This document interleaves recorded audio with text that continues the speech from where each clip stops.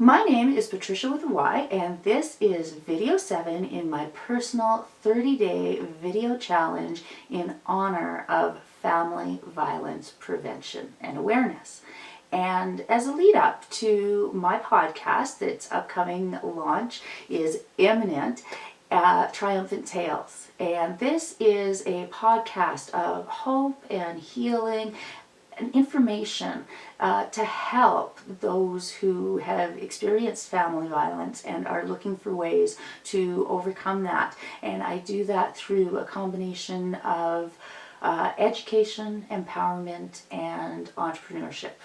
And in today's video, I want to talk about entrepreneurship and how that fits into the realm of healing from family violence.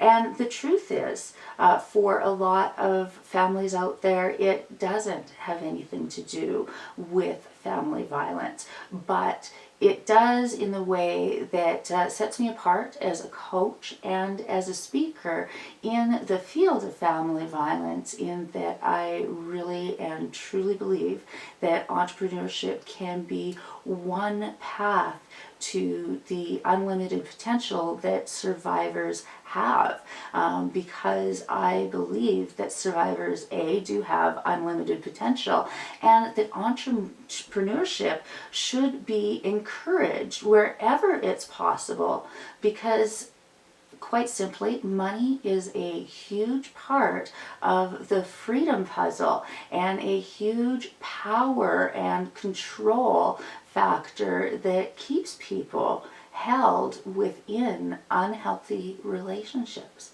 And so entrepreneurship can be one avenue that can help a person escape. And having your own business, even a side business, can help shift the balance of power and control so that you can have the means to succeed in life in spite of whatever relationship woes you may be experiencing. And I know that there is this common misconception out there that you have to be a certain type of person to be a successful entrepreneur. And the truth of the matter is that you don't have to be anything but you. Being your own boss requires nothing more than the desire to be your own boss and an idea that whether it's a service or a product or whatever it is that you have to offer the world, that there is a paying market for it. And as long as there is a paying market for it and you have a desire to pursue that, you can be an entrepreneur. And if you don't want to, and there's no desire in you to go in that direction, that's okay too. You just want to look at education or some other way of tapping into the skills and desires that you do have.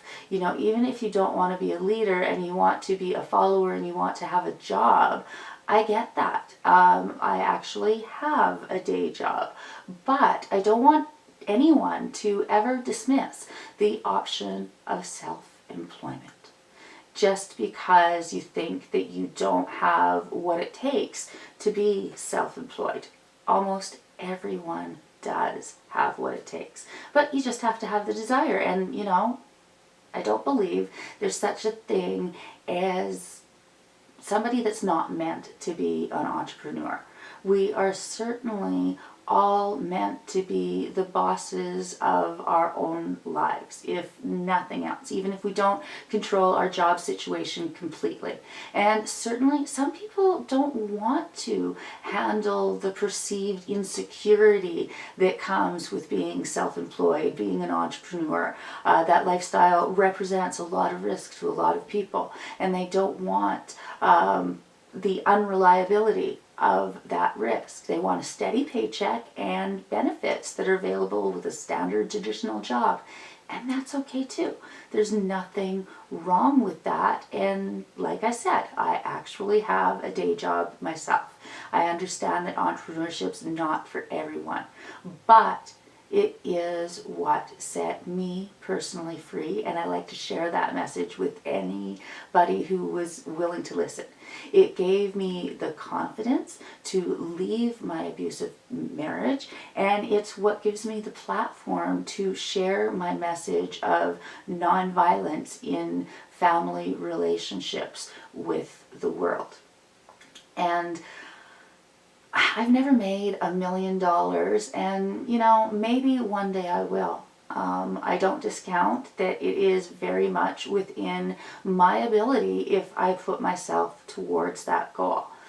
But it's never been my goal. I've always wanted to avoid being in poverty. That was simply my goal. It was not to make $1 million or to make a statement. I just didn't want to become another single mom statistic. And to not live in poverty was my lifestyle goal, and I have achieved that. And if that is what you are looking for at the very beginning, that's what everybody has to strive for. To first not live in poverty, and then you can go for those 6 figures if that's what you want to go for. There's nothing wrong with that. But entrepreneurship doesn't have to be living a lavish lifestyle. It's about living the life of your dreams. Dreams big and small. It's not just about having it all, but having all that you want.